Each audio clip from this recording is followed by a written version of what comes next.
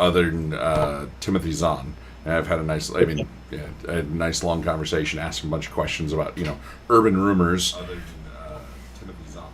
Oh, hey, we went live. That was awesome. Okay. I must have hit a button. All right. Well, I guess then. Hello, everyone. Welcome. Apparently, we're live. I bashed on the keyboard, and now I have to mute. Otherwise, you might get.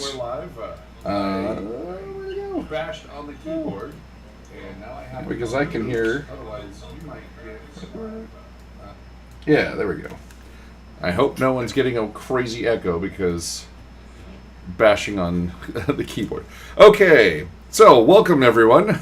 This is the most unprofessional start yet. You figure I've got years of doing broadcasting and video editing and the like. I could do something semi-professional one day. No. Let's see. Welcome to Alexandria RPG. We are a nonprofit role-playing game library. We travel around North America sharing the history of role-playing games with as many people as possible. I'm your chief librarian, David. I'm not a real librarian. I just LARP as one. Our guest today for our chat is Tim Beach. He's got a number of years working on many projects that many of you may or may not have picked up over the years, and has a new item up on Kickstarter that we are going to chat about, along with all the kinds of other fun stuff. Yeah, the echo will go away. You know, I fat-fingered something on the keyboard, and it took us live moments before I was ready, and I hadn't muted my audio yet. So, you should be good on the... hell, I haven't even closed the door behind me. Let me do that. Hey, Nunzio. You in or you out? Okay, you're out. Get the giant maw in the background. Okay. So, what would you like to start off telling everybody out in the viewer land about yourself and or others in your little world there? All right. Well, I have, like you said, many years in this hobby and industry. If anybody played second edition D&D, which we called AD&D at the time, you almost certainly used something I worked on. The Monstrous Manual, Thri-kreen of Athos, City of Delights, the Red Steel campaign setting, just on and on. I did literally dozens of things, whether it was writing or editing or so forth. And since then, I've worked on a number of other games as well, including Deadlands and The Dark Eye and a couple of others. The new game that I've got is called Start Here, because that's what I think people should do. I very truly believe that this is the introductory game that the hobby has needed for at least 30 years. It's easy to learn, and after my experience in the industry and teaching new players, I just got kind of tired of the thick, expensive books that make you feel like you have to complete coursework before you can play.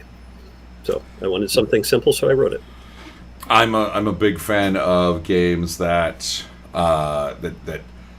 well, I mean, we get all kinds of rule books that are giant and thick. What is a World of Cinnabar? There's an easy one to start with. Yep.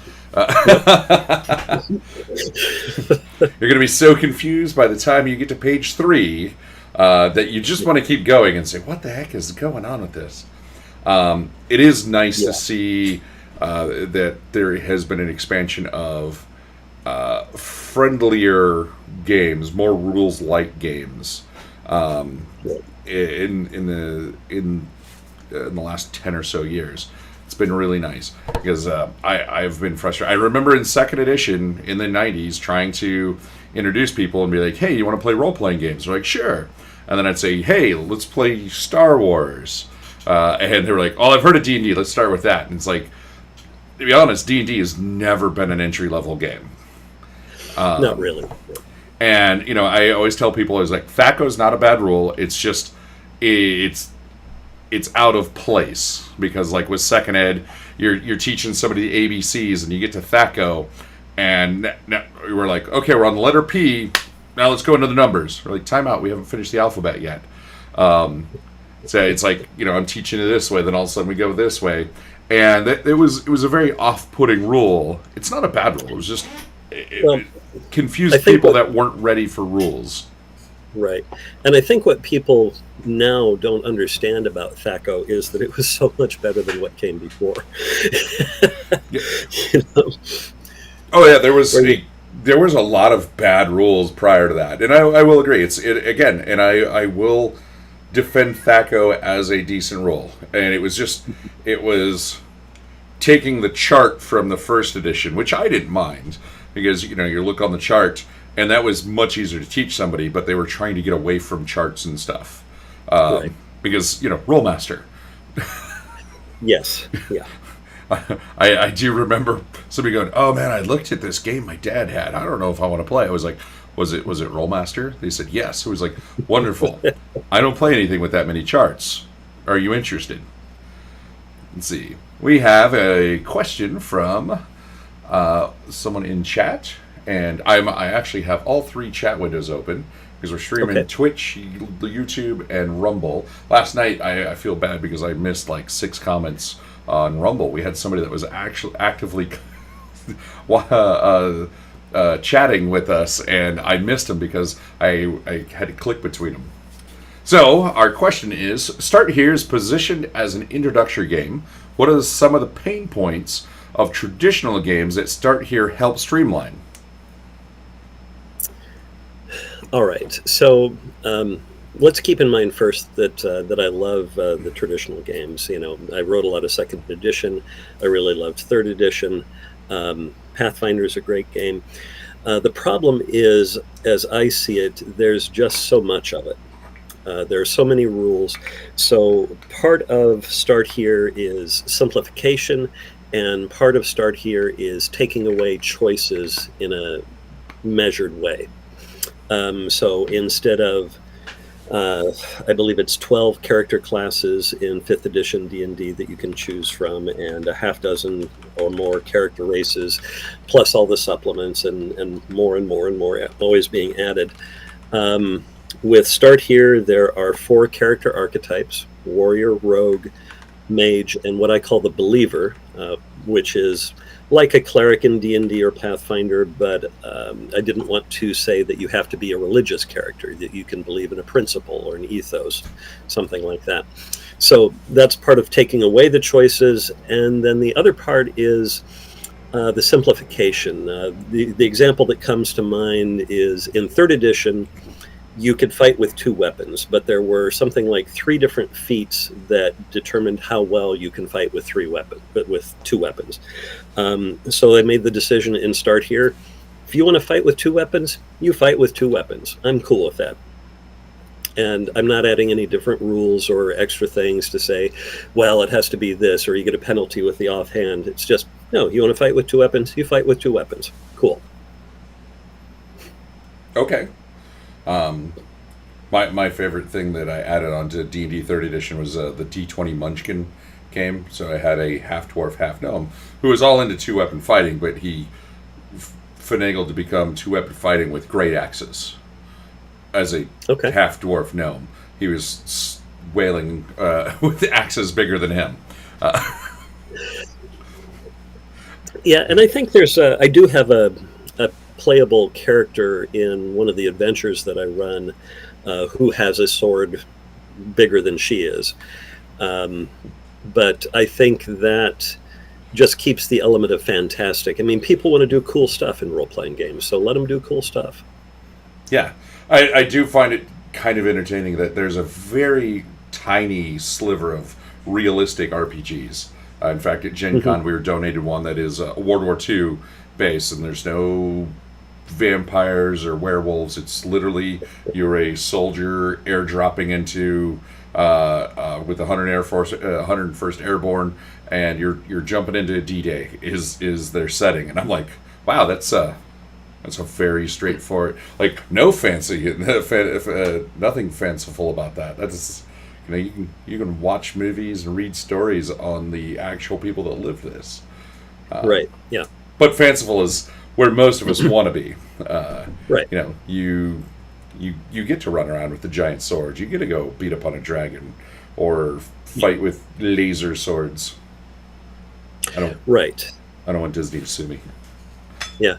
And in college, I was a history major, and as one of my graduate level projects, I wrote a role-playing game, and it was a Civil War role-playing game, very much based in history. But yeah, nobody wants to play that.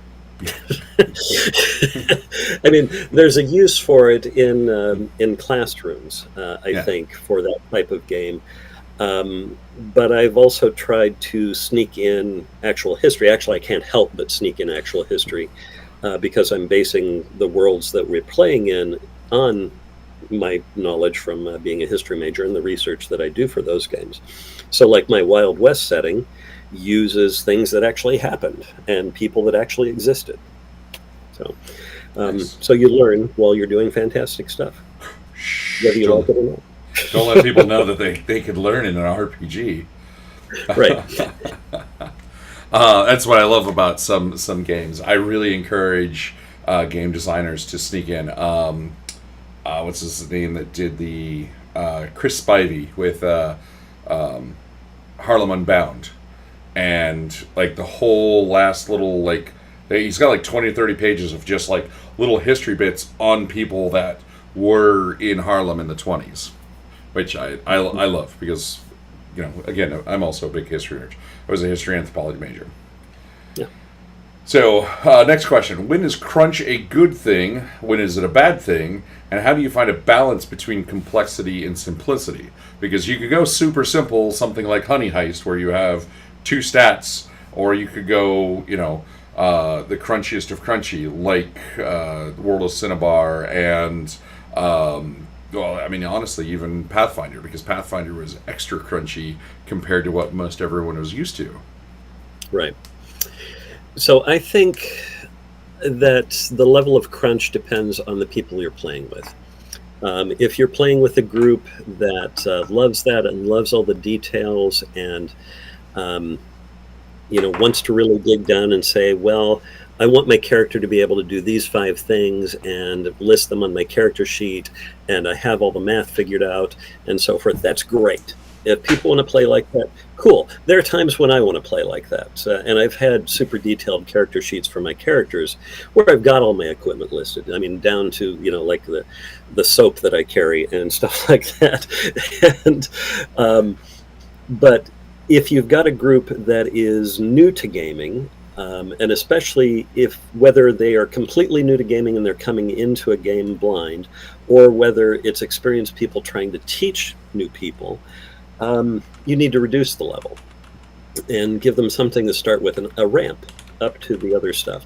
And if eventually they decide that they want to go on to a game with a lot more crunch, cool.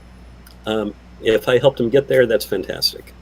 So that's what I feel like, is if it depends on the people you're playing with and what they want to do. Okay. So is there in Start Here, is there a ramp up to you say it's that beginner friendly, new player friendly. Is it a game that somebody can keep with and ramp up the rules?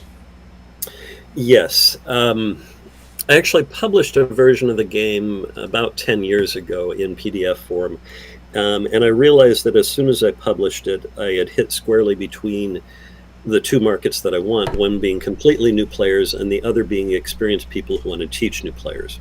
So what I've done with Start Here is split it into those 2 versions. So I've got a beginner's book, which is very easy and keeps things at a very low level. Your characters don't really get experienced in the beginner's book if you stick with it. You can learn a new spell or pick up a new weapon or new equipment or whatever, but the way everything works doesn't ever get more complex if you stick with the beginner's book. But in the experienced player's book, then we introduce things like level advancement or skill-based advancement. I've got an option for that as well. And more spells, and spells that do more damage or have greater effect, and just kind of increase the experience for the player characters so that they get to do more stuff and grow as characters. And I think that can last for a long time.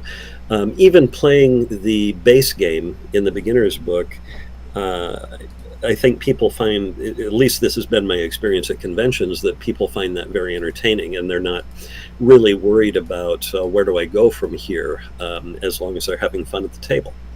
But when they do reach that point, then switch over to the experience book. And the way I've been setting up the experienced player's book is so that you can add a little bit at a time. So if you want to add more magic, you do that. And if you want to add skills and advantages, things like that, you do that. But you don't have to do both of them. And then if you want to add level advancement or skill-based advancement, then you do that. But you take it as much as you want to, as complex as you want to get. But still, even in the experienced player book, at its maximum complication, it still all works very simple. So adding things in can be a very a la carte. You're going to the dim sum restaurant, and you've got your first little plate.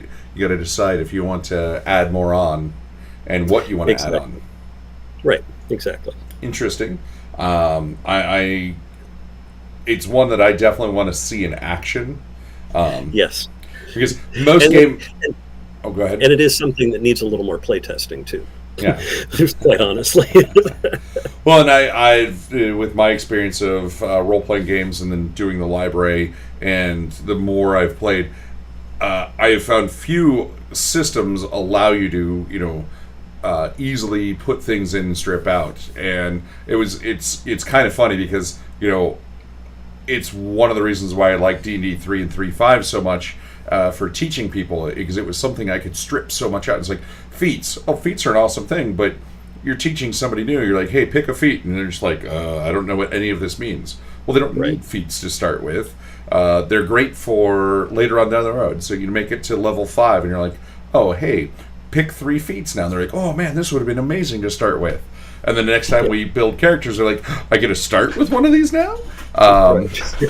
So it's And that's exactly the way I'm approaching it. So yeah, because and like I said, it's rare to find, because so many games they have rules and bits and pieces that work so closely together that you can't strip those out. So how have you found actually being able to kind of take that a la carte approach for rules? Is it? I mean, I can assume that's probably been one of the biggest hurdles to get over.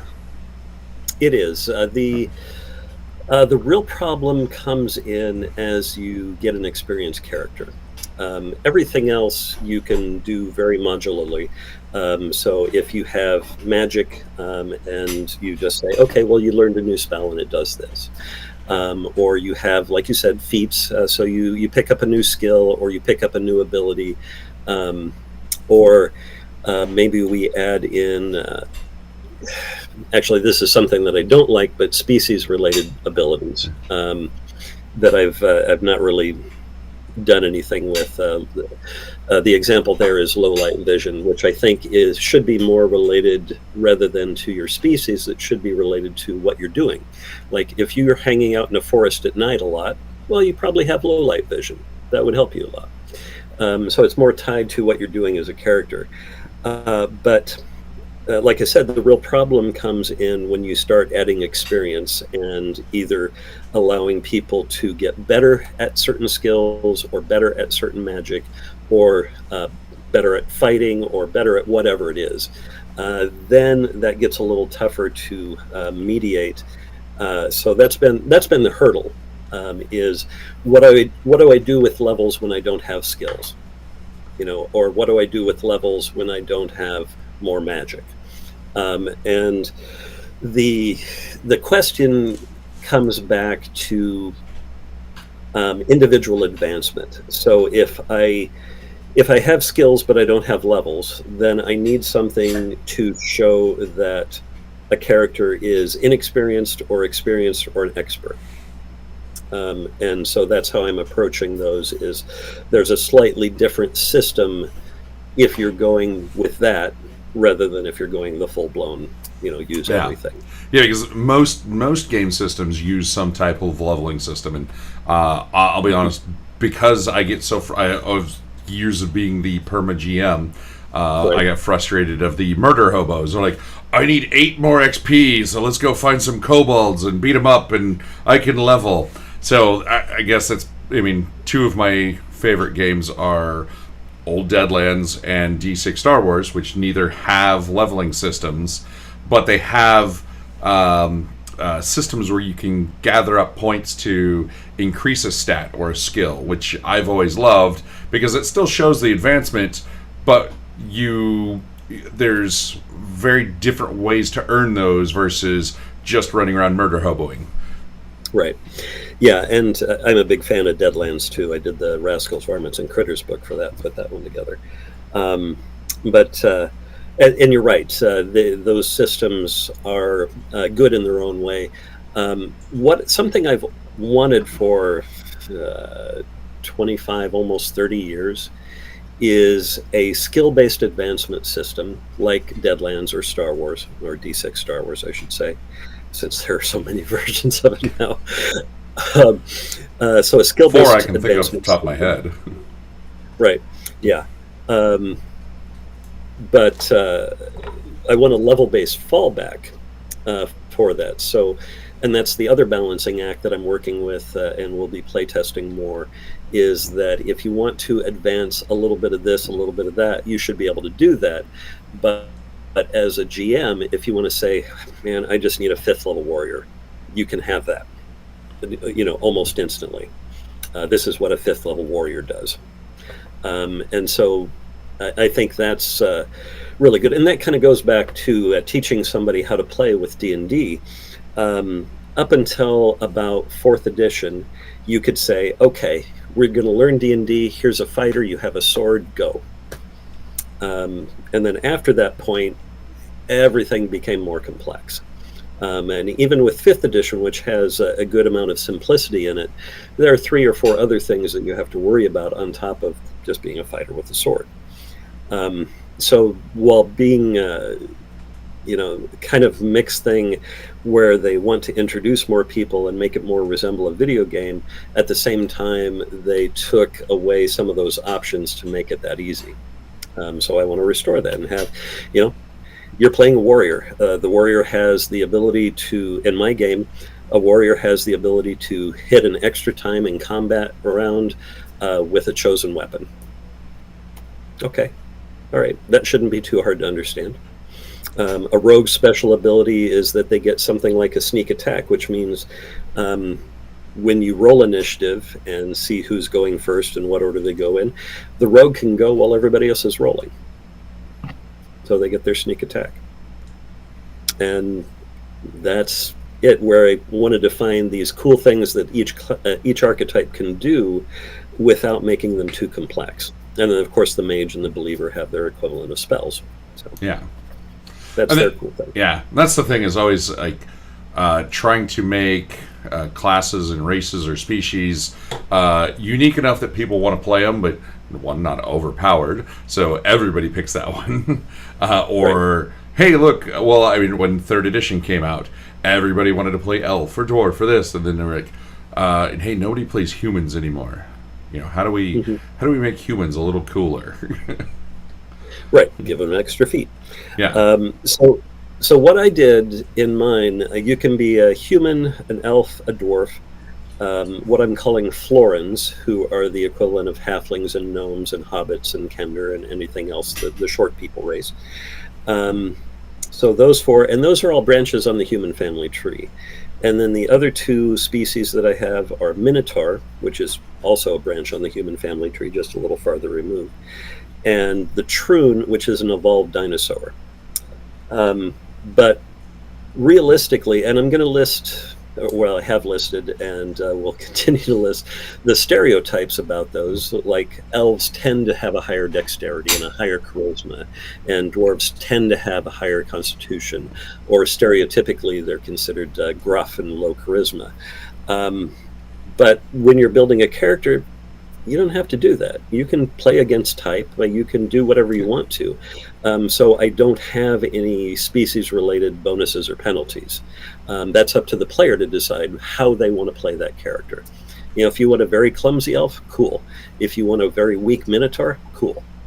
Whatever the player wants. And character generation, by the same token, then is very simple as well. Yeah, and that's one thing that some games have really struggled with is, character creation's either way too simple, or it's way too involved. Right. As much as I love Deadlands, and I love creating characters because you use a deck of cards, which I think is super awesome. It's a brilliant mechanic. But there's 10 stats, and then as much as I love advantages and disadvantages, that takes a lot of time, and then you get all your skills, and it's like, okay, we're going to meet for 4 hours this week, and we should be done with our characters by then. Right. Yeah, so start here. Usually when I'm running a game of Start Here, I will start with a quick demo to show the one rule, which is if you take an action, you make an action roll, which means you roll a 20-sided die and you add the appropriate ability score for the action. And the number you're trying to beat is the other side's target number, which is usually 10 plus their ability score, the average. And once we do a couple of examples of that, then sometimes I will say, let's make characters, and characters are rated 1 through 10 on their 6 statistics, which are the same as D&D and Pathfinder: strength, dexterity, constitution, intelligence, wisdom, charisma. As much as I would like to change a couple of those, change wisdom to perception and dexterity to coordination, those are the terms that are known throughout a lot of the hobby. So I'm keeping them. And so the way that you generate a character is you start with 4 in each of those stats. You have 13 points to add wherever you want to, nothing higher than a 9. And the average for every character is a 5. That's it. So unless you're really indecisive, I think 10 minutes max to make a character. Yes. Let's see. Next question. What are some lessons you learned after a long time in the industry that you wish you knew from the start? So, I think the biggest one probably is to honor the past without relying on it. And what I mean by that is when I was running 3rd edition games to kind of play with the system and see what I could do, I was married at the time, and my now ex-wife wanted to play, but she was not a gamer. But she was very well grounded in real-world physics and chemistry. So occasionally she would say stuff like, "That's not how lightning works." And I would try to explain, well, it's magic lightning and blah, blah, blah, and she didn't buy any of that. and at one point I was complaining about how 3rd edition really encourages and makes it easy to multi-class, but then they say, don't do it because of this arbitrary reason. You have to keep them within a similar level. And I didn't like that. And she said, well, you're a game designer, fix it. So when I looked at it, I realized that the problem was just that the math wasn't quite balanced. And that was why if you wanted to multi-class a ranger with, I think, a druid, and then there was one other in it, and then if you throw in the monk, they get these bonuses to their saving throws at first level. And if you stack the right 2 or 3 of them, you have some really super high saving throws that are out of balance with everything else. So I looked at the math and I stripped it back and basically took them back a level. And said, okay, when you're a starting character, you get a +2 to the bonus to the saving throw of your choice, and that's it. And once the math is balanced, things worked out much better, and there was no reason not to multi-class to your heart's content. And so that was the lesson there, that I honored the past by looking at the character classes and saying, well, this one does this one does this, but boiled down, it was just a math problem. And if the math problems can fix, that makes a lot of things easier. And so simplifying it, finding the easy solution. I always chuckle because I run into a lot of game designers. They're just frustrated with the math. And then you get companies like Fantasy Flight, or, well, Edge Studios now, but Fantasy Flight at the time, and their reasoning behind having their own custom dice is so that they can manipulate the math to how they want it. And I just want to go, you really could just say, hey, on a 1 or 2, this happens, versus, right, hey, we've got 2 crazy things on our die, and I'm like, it really kind of comes out to the exact same math. You just wanted to sell weird dice. Yes. Yeah. You wanted toy value with your game. Yeah. Oh, I so hate. I like decks of cards and stuff, even though they can be frustrating if you lose some. But it's much easier to go print. Many of the games that come with cards nowadays, hey, you can get the print and play version, and it's like, great, I'll print them out, I'll glue them to a deck of cards, or I'll slide them in card sleeves, and we're good to go. But you lose dice. You either got to go look up a chart, which is annoying, buy their digital download fake dice, or find somewhere to get the dice. And now Fantasy Flight no longer makes, or Edge Studios no longer makes those dice. It's Right. like, yay. Like, please don't do that. Right. Yeah. No. No matter how much you say that it helps with your math, it doesn't. It really It doesn't actually change the math. yeah. Yeah. I don't know how many times I've been told that by people that have worked at Fantasy Flight over the years. Oh well, it allows us to really manipulate the math in our favor of how we want the game to work. Like, oh sure, we'll go with that. Right. So does this table. Yeah. Yeah. or this diagram, or any number of ways to say. Yeah. It's like Games Workshop saying they're a model miniature company. I'm like, stop making rules. See how many people buy your models. Right. It is funny that when the things that companies will say to justify a product or an action, or again, like with Fantasy Flight did for years. Thankfully, Edge Studios is moving away from all that. But when you get designers one-on-one, I'm loving that there's more like small companies and independent designers out there making stuff, because you can kind of challenge the ideas of an individual that's making a game versus trying to challenge the company that has 10 designers working on a game, and they may actually not know why that it was. Somebody may have got a wild hair up their butt and say, we really need to do these cool dice because it's going to be badass. Mm-hmm. And then now everybody's like on board because somebody's talked everybody into doing it. And now they're like, oh god, this was a bad idea. We're just going to run with it. Come up with an excuse, marketing guy. Right. Yeah. says basically the marketing guy. Yes. That's a little bit how I feel about grappling in 3rd edition. One of the things I really liked about 3rd edition was that everything worked the same except for grappling. Grappling and psionics. So many games get those two things wrong. I'm like, how can we get magic so right and psionics so wrong? And how can we? Well, fighting is really weird in most games because you're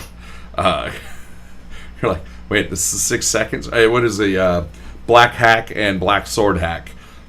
NPCs hit you. It is up to you to make a dodge, a parry, or whatever. Like, you have to defend against. And I was like, holy cow, this is the first game that and it's probably been done before. I may have just missed it or overlooked it. But when I was reading through it, I was like, I like this because basically they're swinging a sword, and it's up to you to move out of the way. And it takes all the crazy die rolls out of my hands and puts them into the player's hands. But, right. I mean, you just chucking dice at each other, making a 40-second combat take 2.5 hours at the table because it gets overly involved. And then you add in grappling, and you're just like, oh, why do I have a subset of fighting all of a sudden? Yeah, and when 3.5 came out, I asked one of the lead designers from Wizards, did you fix grappling? And he said yes. And when I looked in the book, they had numbered the steps, and that was the fix. So, I mean, it was easier to understand. Did it play out any better? No, and you didn't have fights over it anymore because there. Right. I do remember like arguments and fights. Somebody had designed a character to be this bonkers grappling thing, and you're like, they read the rules one way, and you read the rules another way, and then when 3.5 came out, we were both wrong. You're like, yeah. Like, oh, that wasn't a comma. That was a period. It makes more sense now. Yeah.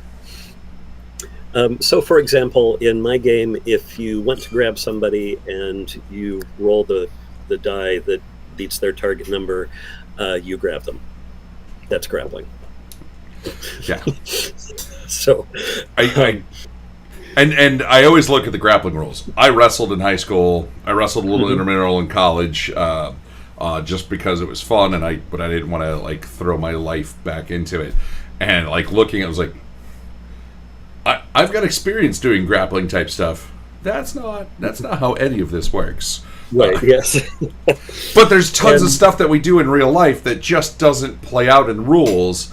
That right. sometimes you just have to, especially as a GM, there's a lot of things I hand wave, or I hand wave with words, so that players don't get bogged down. And then I'll have that one person at the table like, well, isn't there a die roll for this? I'm like, yes, you passed.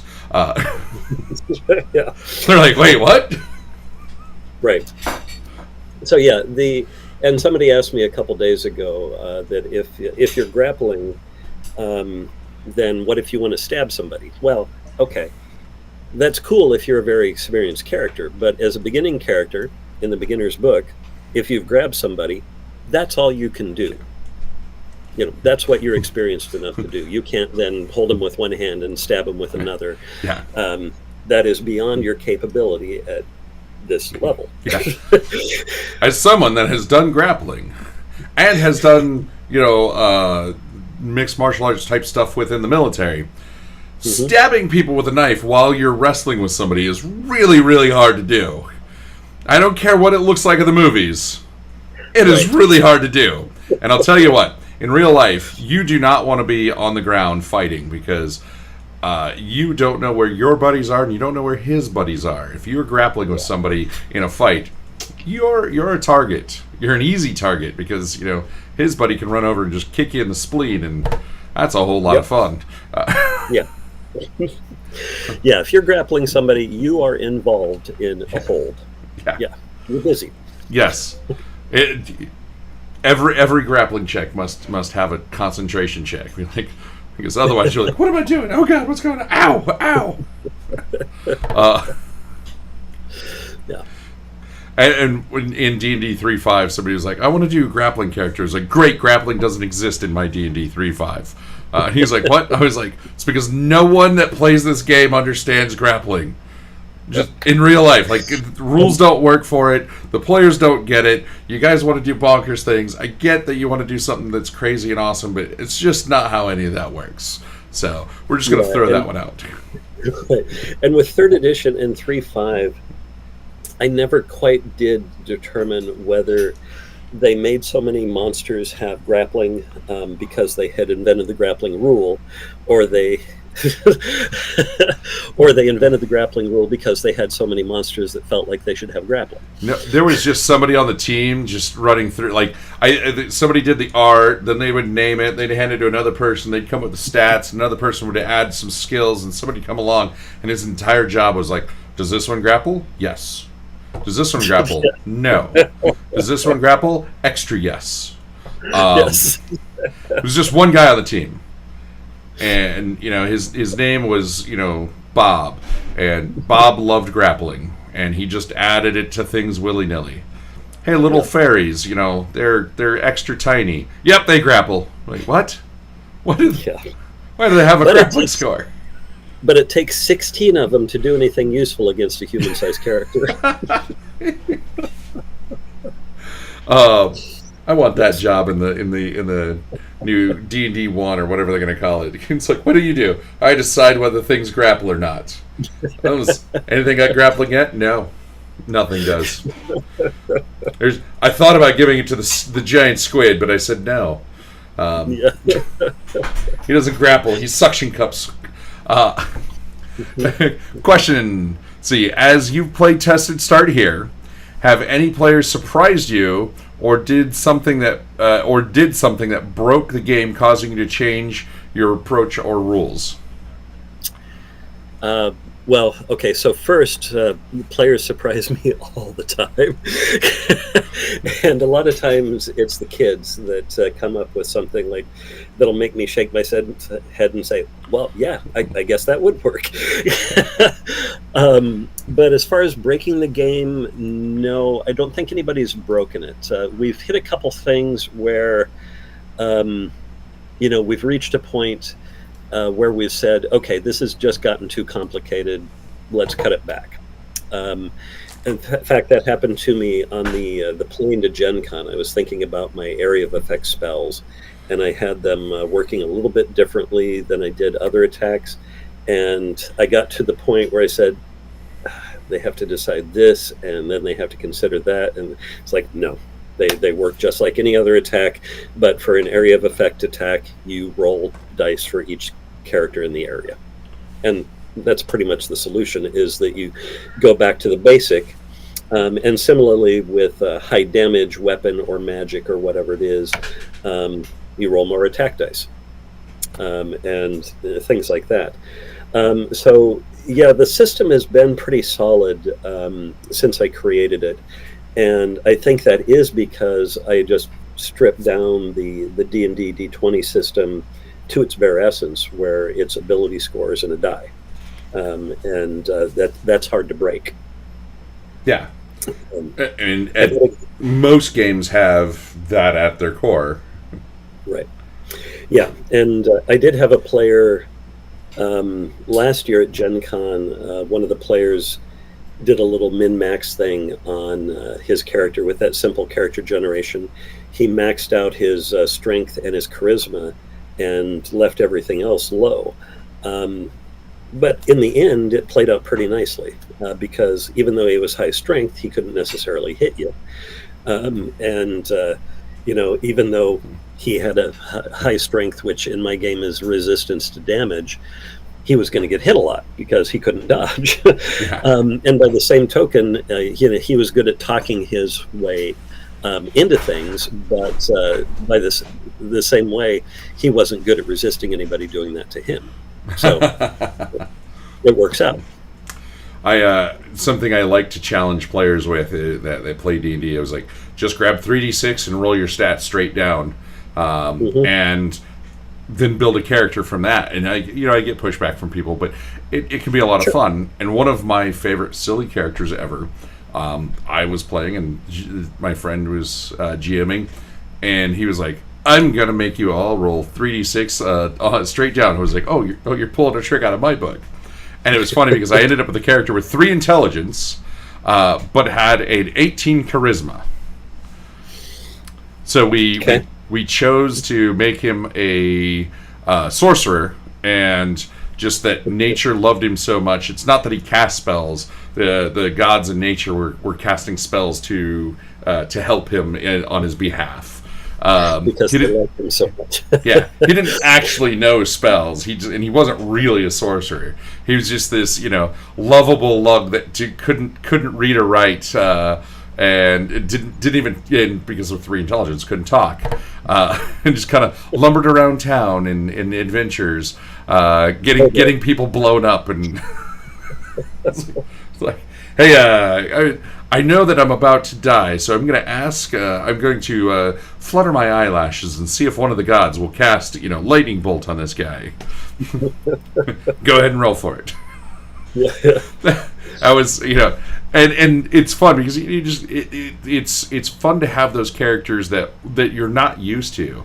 Because we were like, what do we do with 3 intelligence, 18 charisma? Like, we had to come up with a crazy idea for how this is going to work. Yeah, and I think that's one of the fun things that people discover about role playing, is that sometimes it's the characters that you would never build on purpose that end up being the most fun. Yeah, I love a group that you play the cleric a lot, you play the fighter, you play this, and then just start. Okay, everybody, here's your characters. Like, I've never played a rogue before. And then the guy, neither have I. And they all discover, hey, we're playing a party of all 5 rogues. And it's great to expand the horizons of some players, because players will play the same system and they will play the same characters. They get to know it very well. Like, I know how to play the finesse fighter beautifully. Great. There are no light swords in this entire universe. No rapiers, no nothing. Your lightest sword is a short sword. The next lightest is a bastard sword. Where do we go from here? They're like, what? But I wanted to be a finesse fighter. Yep, you've played a finesse fighter the last 8 games I've seen you in, so let's try something different. So that addresses something else that I did with Start Here. So in my opinion, and this kind of goes back to some of the early stuff from 2nd edition, but in my opinion, a warrior is what you play. but maybe a paladin is how you play. So that's why I don't have the plethora of character classes available. But I do have what I call styles. So if you want to play a believer or a warrior and, use the paladin style, cool. And that's also from my personal experience.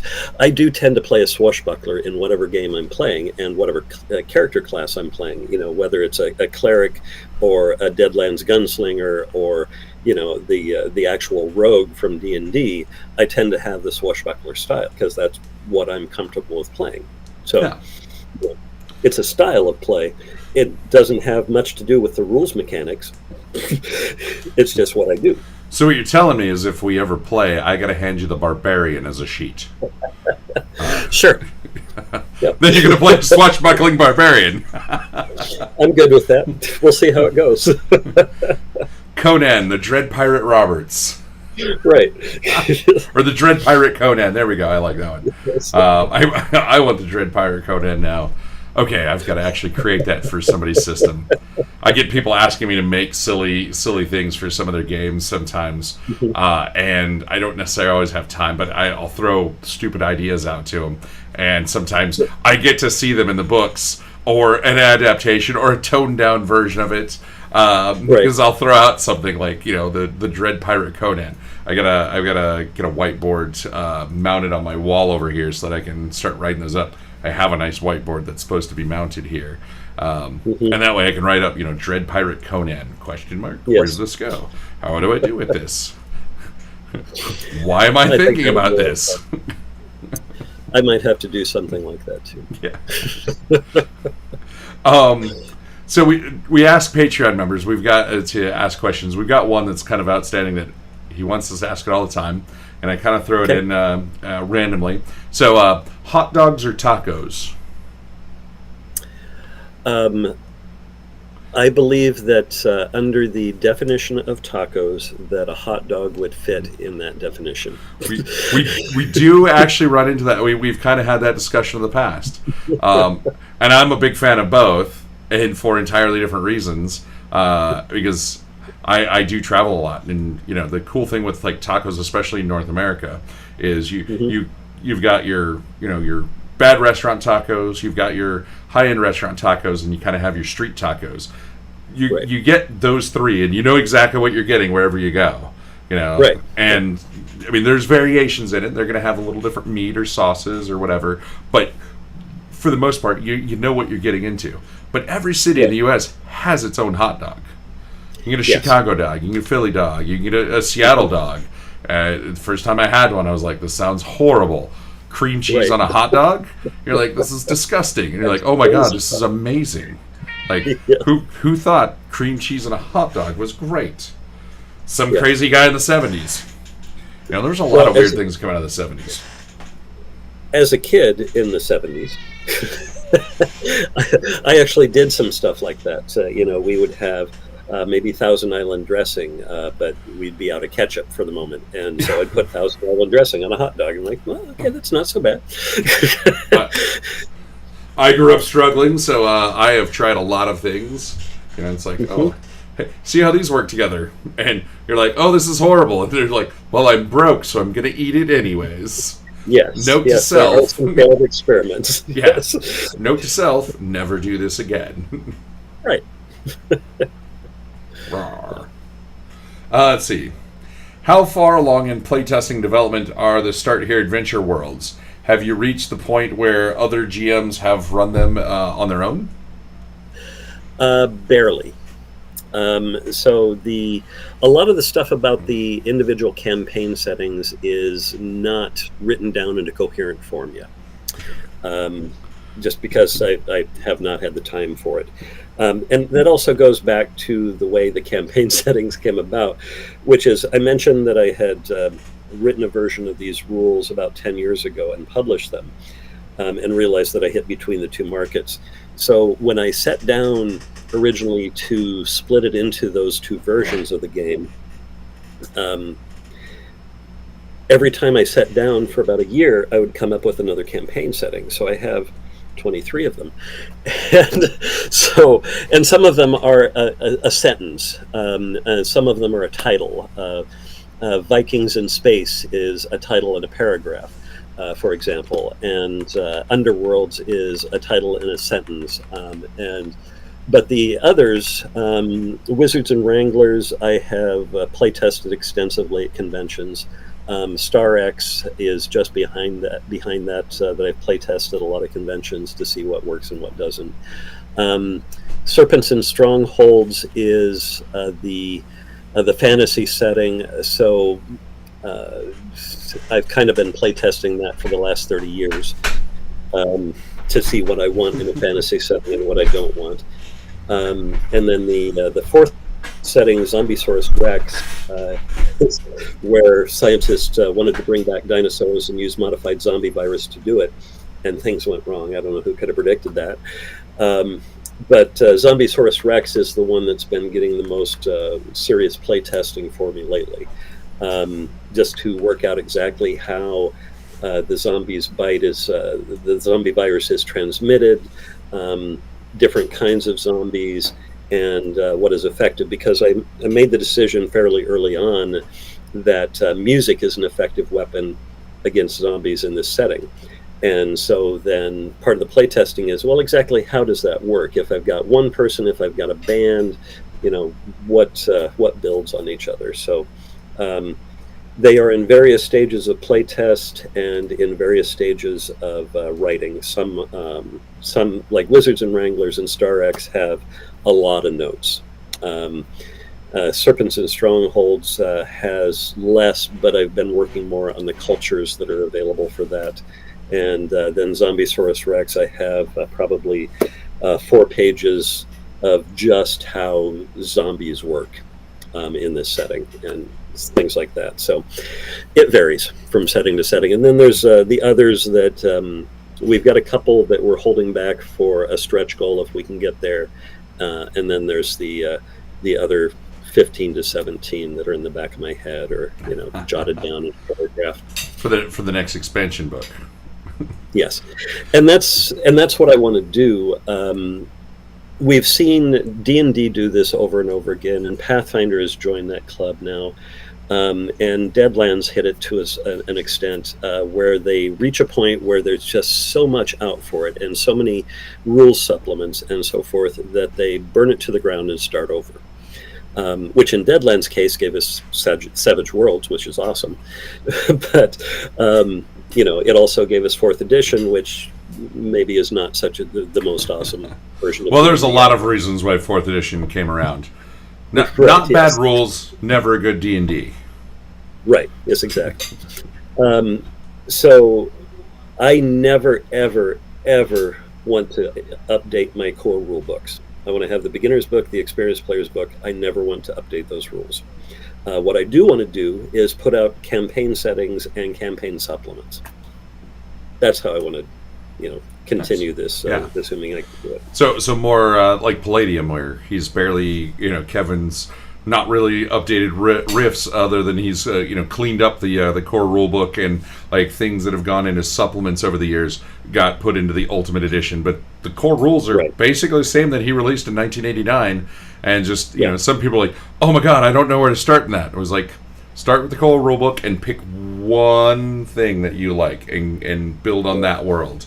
Because I love the Rifts world. I love playing Rifts. It's my 3rd favorite game. And its biggest problem is when people start mixing and matching stuff, and it's like, oh my God, it got out of hand. It's like, oh, no. You want to play in Free Quebec? Just play in Free Quebec. You want to play in Atlantis? You play in Atlantis. Yeah, Palladium, the anti-start here. That was... Yeah, and the other thing that I'm keeping an eye on comes from my experience with World of Darkness, where you had vampire, and then you had werewolf, where all the werewolves were more powerful than the vampires, and then you had mage, where mages were more powerful than werewolves and vampires, and you had this escalation across books, and I want to avoid that too. So these 4 initial settings, Wizards and Wranglers, Serpents and Strongholds, Star X, and Zombiesaurus Rex, if you take one of my sample characters from them, they're all roughly compatible. Yeah. They can stand toe-to-toe with one another. And that's what I want to keep. I mean, there will be differences in levels, and some places will have more powerful weapons, but it's the type of more powerful weapon. Like in Serpents and Strongholds, you're probably going to have something magical or a magic spell that is the most powerful thing. Whereas in Star X, it could be a mixture of technology and magic. And Zombiesaurus Rex, we're talking probably a bazooka or a rocket launcher or something like that. A zombie Tyrannosaurus, I think, is probably, Well, yes. Yes, you can, because I'm sure somebody's going to figure out how to weaponize it. Yeah, I suspect that was in the back of the head of some of the scientists when they built them. Yeah, because as soon as you said, as soon as you told me the setting, I was like, how do I corral zombie dinosaurs and start using? I joke with the wife that I don't like. I don't hate boats, but I've never been a big fan of them. And I use my excuse for not wanting to go on a cruise is, what if the zombie apocalypse breaks out? And somebody goes, well, you can just jump in. I was like, well, then the zombies jump in the water and they bite a shark. Now we have zombie sharks. I was like, do we really need zombie sharks in the water? Yeah, and I, you could limit the zombie virus to just passing to humans, or maybe it's to humans and certain other animals. But zombie dinosaurs is just only reptiles. Only cold-blooded animal, cold-blooded critters. There's a precedent because dinosaurs evolved into birds. Humans are susceptible to bird flu. Absolutely True. A precedent. Yeah. I mean, you start a limit and then you let that limit get pushed as soon as the game expands. Right. Oh, dang it! I had a question and I just totally forgot it because I started thinking about zombie sharks. Sorry. Darn it. Oh, I know, I have a good question and it just won't come back to me. No. Worst thing you can do on an interview is forget a question just as you're asking it. Well, hopefully we can come back to it. Yeah.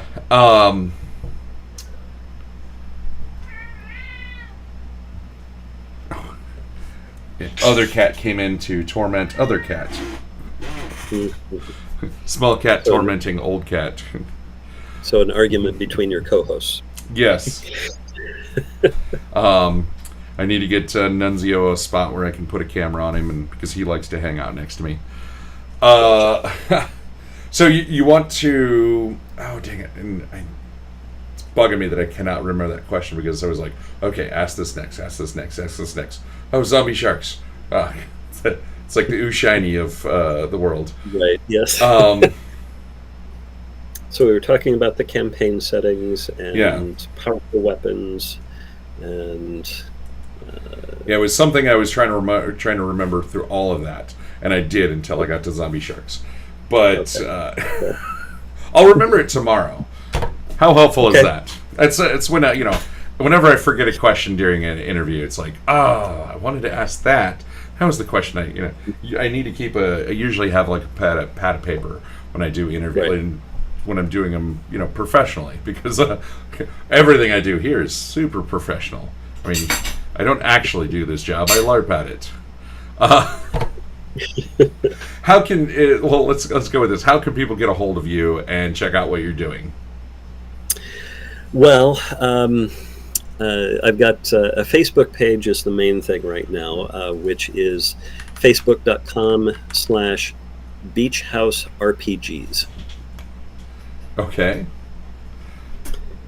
Because Beach House Games was taken, which might have been me at some point in the last 20 years, but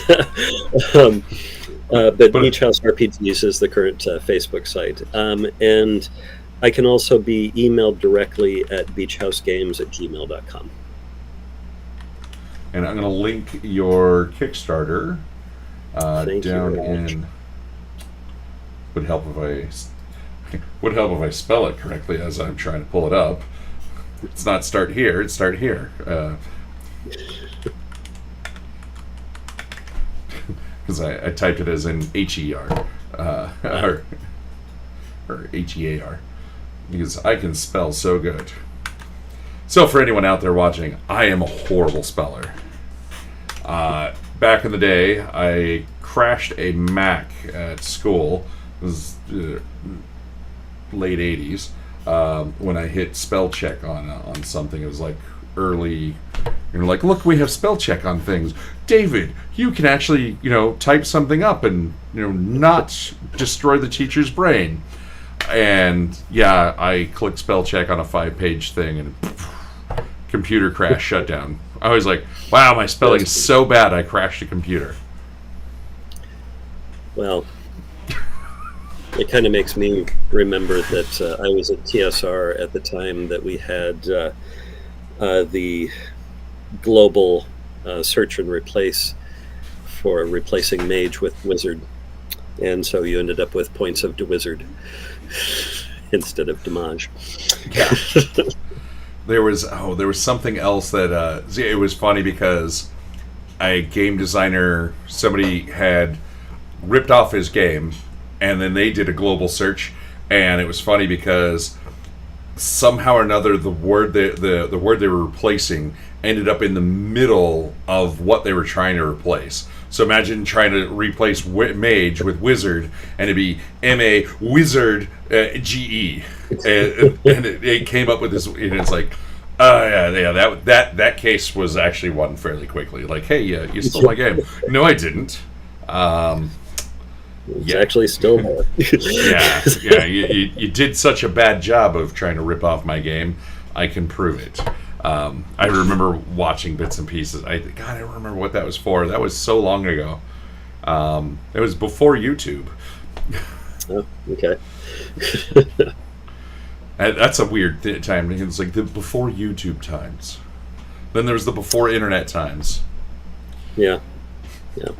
I love one of my favorite little tidbits with the library was I'll joke around if I have like a pad of notebook paper or something, and I'll hold it up, parent and kid, and like, we have character sheets for every game ever made, and I'll hold up a sheet of notebook paper, and the parent will laugh, and the kid's like, I don't get it. And that happened with mom and her son, and he just like looks, and she's laughing, and he kind of gives a look at her, and she goes, honey, that's how we did character sheets back in the day. And he's like, well, why didn't you just print them out? She goes, I didn't have a printer. And he's like, okay, then, just kind of like really confused. And he's like, well, you could just download them and use them on the computer. And he's like, honey, I didn't have a computer. Hell, we didn't have internet. And he goes, what? And he's like, yeah, the internet wasn't available when I was your age. And this kid goes, oh my God, you're older than the internet?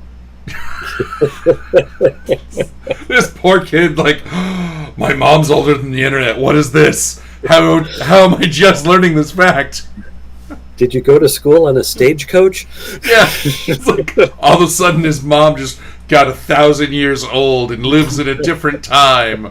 How do you can never talk to me again about social media. You didn't grow up like I did, mother.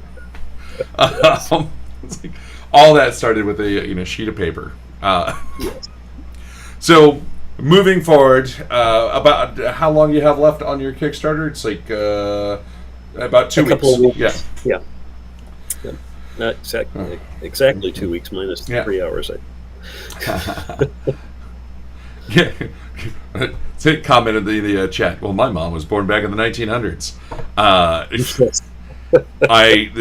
The first time I felt old was volunteering with high school kids that were born after September 11th.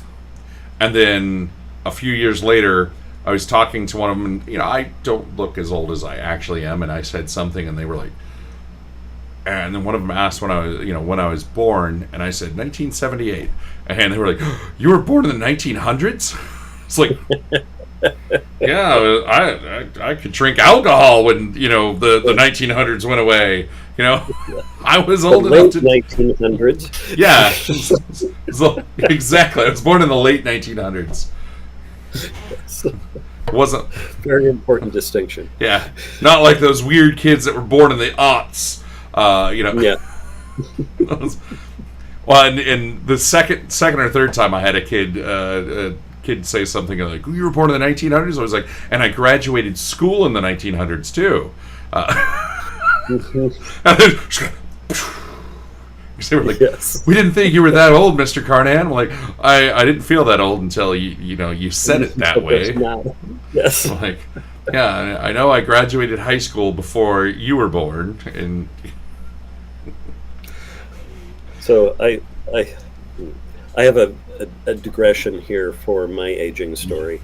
I was in Iowa where I grew up, and I stopped by a Walmart there to buy whichever Iron Man had just come out. And I brought it up to the counter, and the woman said, "Oh, is this a good movie?" And I said, "Yeah, we really liked it." She said, "Oh, do you have grandkids to watch it with?" And I thought, really? You went straight to grandkids? yeah, But that was, like, that was when I realized my hair had gone completely silver. yeah. I'm like, there's a step in between, Right. I'm thankful that the genetics somewhere in my line have kept me looking young. So hopefully I'll stay as young looking as my dad did. Let's see. We've had a fun conversation. Is there anything that you would like to throw in before we mosey on?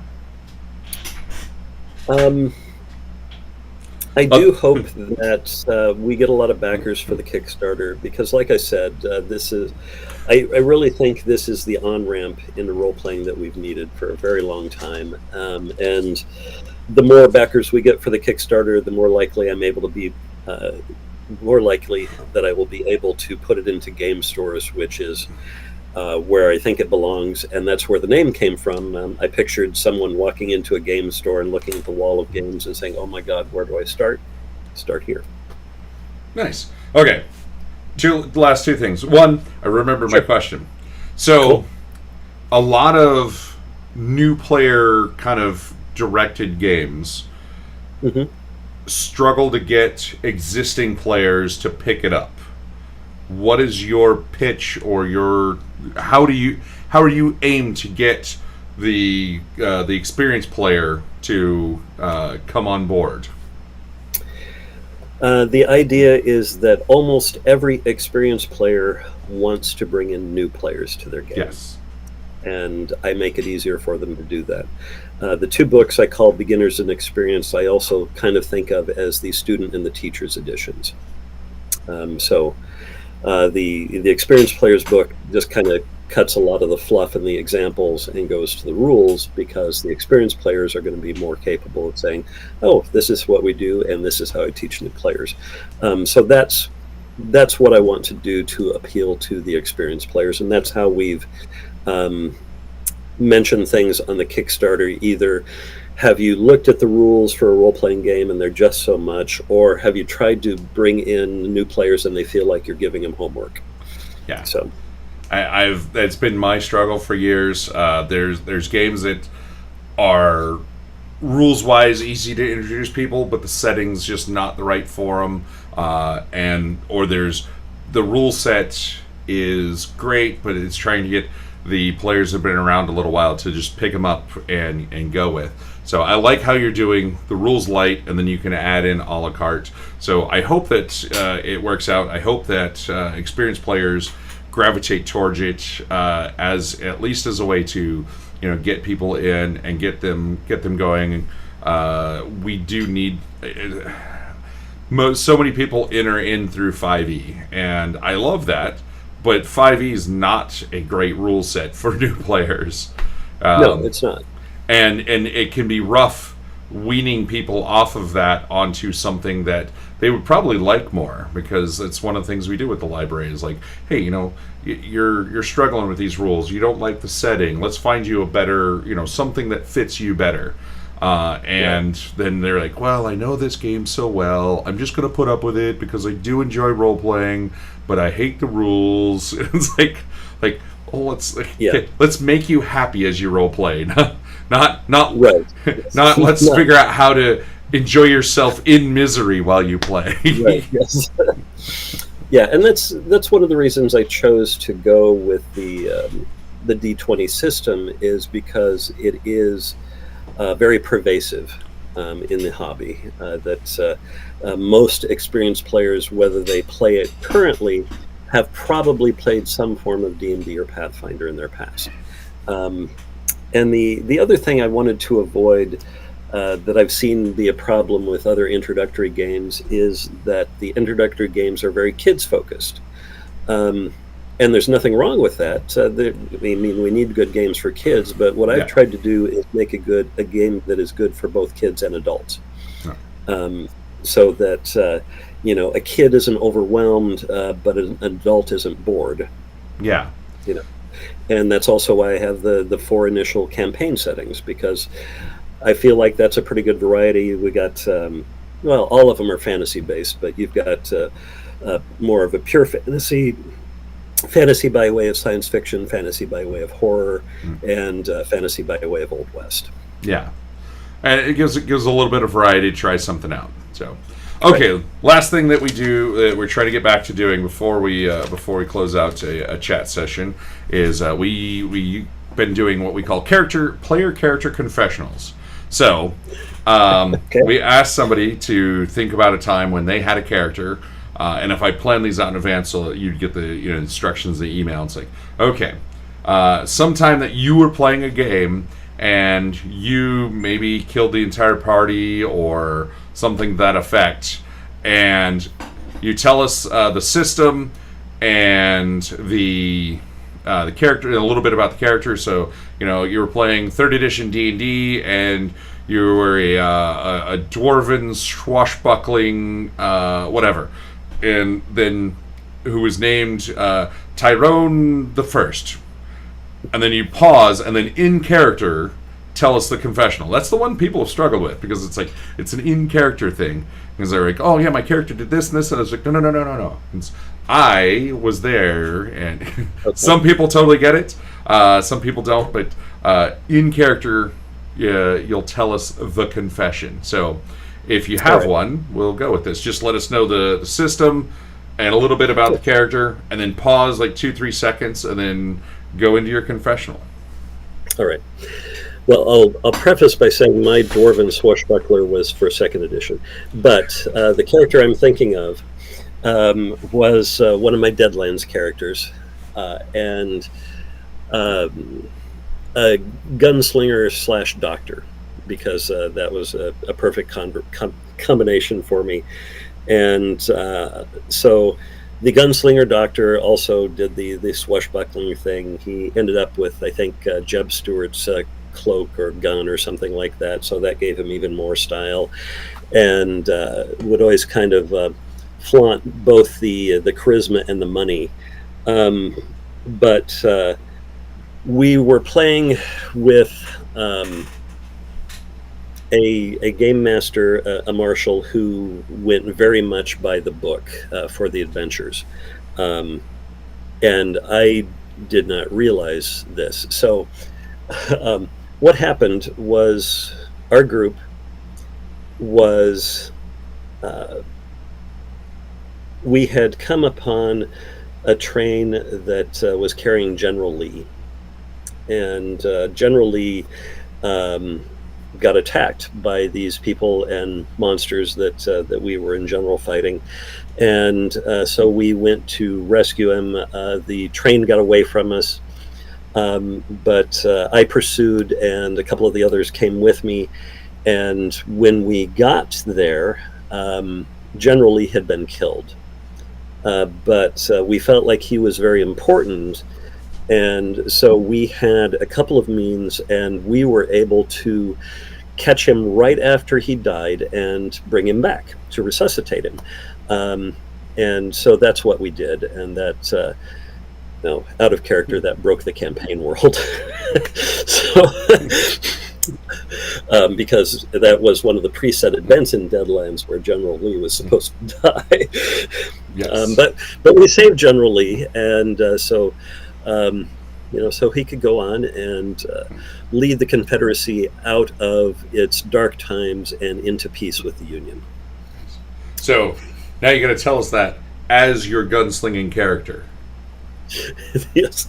So, well, that was kind of it. I ran after the train, and I'm a doctor, and so of course I tried normal medicine with him for what I could do, and some of the new stuff newfangled things that I had learned. and none of it seemed to work. So we used a little bit of magic, and that mixed with the medical ability that I had, we were able to save him, and keep him alive. Very old man, very fragile, but we were able to save him, and that was great. Okay.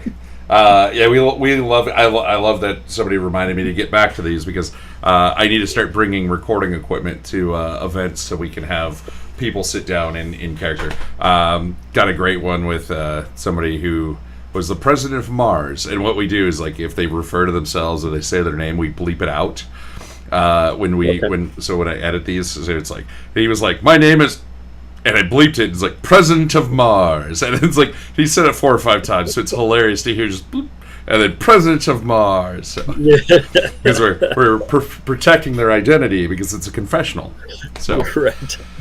Okay, so Yes, thank you for Northern Agent saving Dr. President Lee. So yeah, nice. Northern Doctor saving President Lee. Nice. Well, thank you all. Thank you for stopping by. Thank you, everyone out there that is viewed it live. Thank you for everyone that asked questions. We're going to try to get back into doing these more and more, and these are a lot of fun.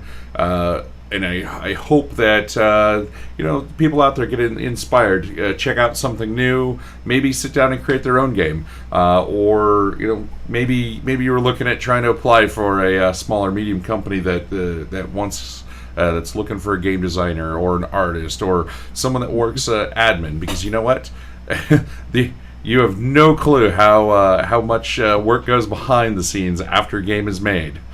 And how disorganized most game designers are. Yes. Just like artists, game design is an art, and I tell artists all the time, just because you're great at art doesn't mean you can sell your stuff. You need someone that tells you how much your art's worth, how much your game's worth, how to do your taxes, your books, and how to ship. Logistics is a real thing. So even if you aren't a game designer, you can work somewhere within the industry. So thank you all for tuning in. Check out Tim Beach at Beach House RPGs on Facebook. And I linked the start here in the chat. So if you don't see that, you can go to Kickstarter and just type in start here, as in HERE, not HEARE. I'm magical. And thank you all for tuning in. And until next Monday, library is now closed. And go out and have some fun and game with some people. Do it live. It's good for you.